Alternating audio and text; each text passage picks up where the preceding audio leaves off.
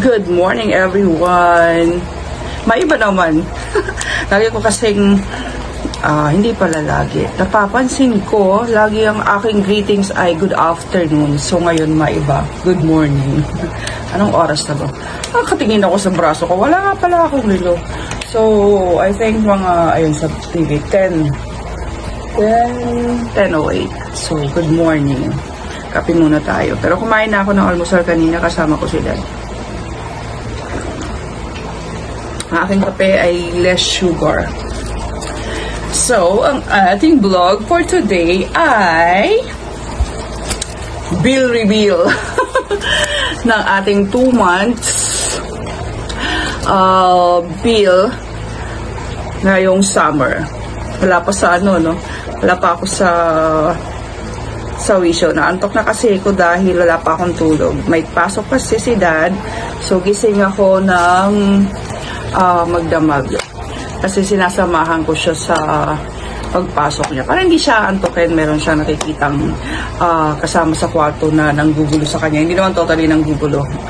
Gumagalaw-galaw ay yun, pag may kailangan siya, andun lang ako, cellphone. So, ayan. Antok din ako. Wala din akong tulog. So, pag tulog niya, matutulog na rin ako. Siningit ko lang itong pag-vlog para i-upload ko na siya kagad dahil matagal na itong dumating. Hindi naman matagal. Last week, dumating na itong bill. Pero, bayad na to, hindi lang nabubuksan itong paper bill. Kasi, mas nauunang dumating yung bill online. Dahil nagbabayad si Dad through bank. Kaya pag may bill nang nag-reflect doon sa online, automatic nagbabawas na siya agad sa bangko. So, ayan, nagising si Kuya, maingay yata ako. Oh, it's not Kuya, it's Effie. Kape muna tayo. Why are you crying? Naputol ako. Lumapas kasi si Effie, wala sa mood. Nag-swimming kasi yan kanina. Swimming silang magkapatid. So, pinapapaligo ni Daddy bago matulog. Ayaw sumunod. So, ayan, buksan na natin to bago pa dumami ang aking daldal. Ayan, meron na tayong pambukas. Ano ba itong isa? Ano itong unahin ko? Hindi ko na kasi alam kung anong bill to. Pero sige, buksan na rin natin lahat.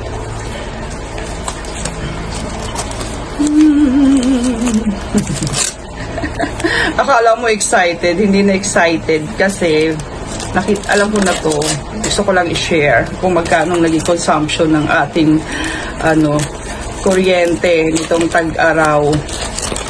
Dahil 24/7 ang ating aircon, wala naman nagbago. Same pa rin naman yung mga appliances na ginagamit namin dun sa ilang years na ba?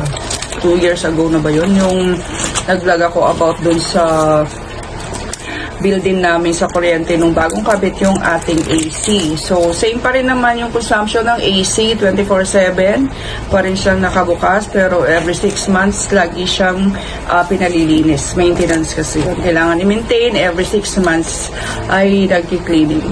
So, ganun pa rin. Tapos yung computer lang, napalitan na siya ngayon, bago na yung computer na ginagamit ni ate, gaming setup na siya, tapos 2 monitor ang gamit niya. Tapos yung naman ni Kuya, yung pag-work from home, hindi naman palagi, and laptop lang naman yung gamit niya. Yung TV, yon madalas ang TV, dito sa sala, minsan doon sa kwarto.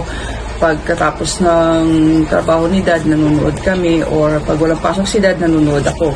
And then, yung mga gamit sa kusina, same pa rin, rice cooker, oven toaster madalas, kasi si Epe marunong nang saksak ng oven toaster, marunong siyang gumamit.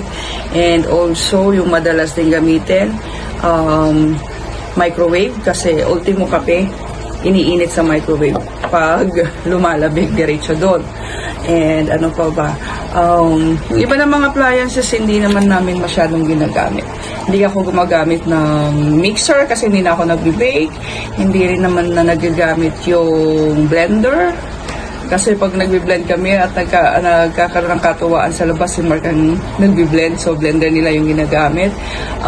Yung lang, paminsan-minsan yung ano man tawag dun, yung pwede kang magluto ng walang mantika, basta air fryer, yun yung paminsan-minsan, yun yung ginagamit namin panluto ng french fries para dun sa dalawa, para wala ng mantika.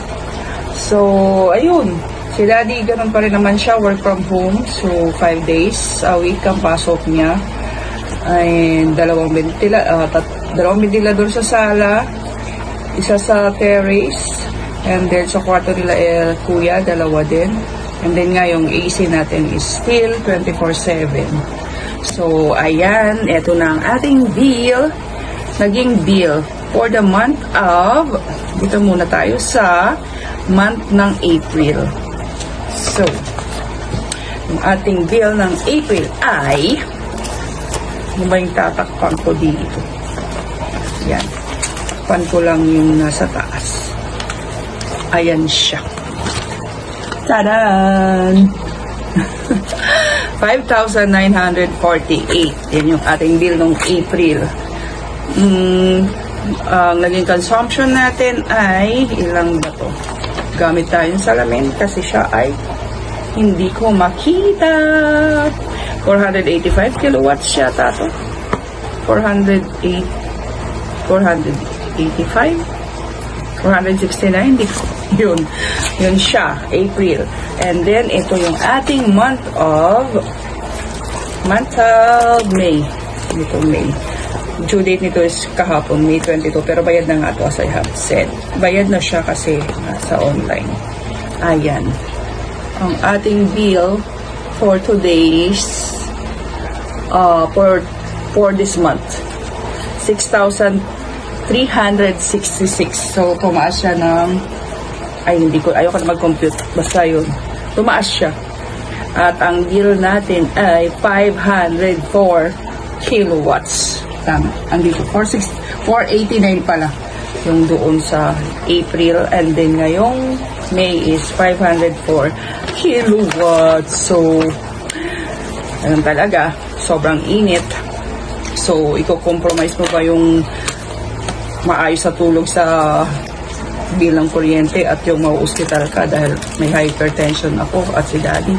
So, kahit na medyo masakit, tiis. Anyways, magtatagulan na. Tapos, nakita ko to, bill namin last year. Ito yung May 19, 2023. Ito yung bill namin ng May. Ang laki! Namas kami ng ilang kilowatts. So, ayan, 4,000 lang yung May bill namin. Ayan. 4,856. Ayan. For the month of May. Kita nyo ba? May. Ito. May 2023. Tapos ito yung June. So, malalaman natin ngayong June kung ilan ang ating bill. Ito yung June namin last year. Ito.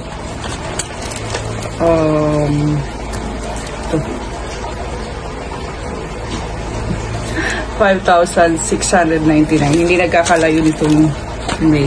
So, ayan ang ating bill reveal. Aircon pa more or aircon no more? Siyempre, aircon pa more. Para masarap ang tulog. So, ayun lang ang ating vlog for today. See you on my next vlog na lang. At huwag i-compromise ang mga health natin. So, gawa-gawa na lang ng paraan paano magkaroon ng extra racket para pambayad ng ating kuryente. So, bye for now and see you again on my next vlog.